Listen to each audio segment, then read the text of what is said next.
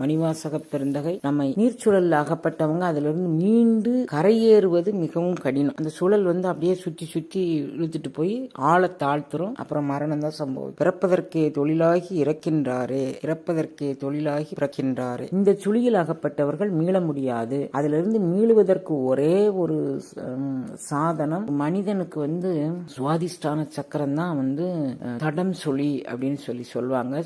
சதாசிவ திருக்கோலம் மாதொரு திருக்குறள் அதுல அங்கே உச்சந்தலையில இருக்கிறது. அப்ப நமக்கு பிறப்பு இறப்பு இவைகள்ல இது ஒரு தடம் சுழி, நீர்ச்சுழியில் அகப்பட்டவன் மீள முடியாத மாதிரி இந்த சுழியில் அகப்பட்டவர்கள் மீள முடியாது. அதுல இருந்து மீளுவதற்கு ஒரே ஒரு சாதனம் நம்மளுடைய வாசிய சதாசிவ மண்டலத்திலிருந்து சுவாதிஷ்டான பகுதியிலிருந்து விசிறி சாலாந்திர பந்தனம் அதை உடைச்சிட்டு போகும்போது சகசரதளத்துக்கு போகும். அப்பதான் நமக்கு இந்த இதுல இருந்து விடுதலை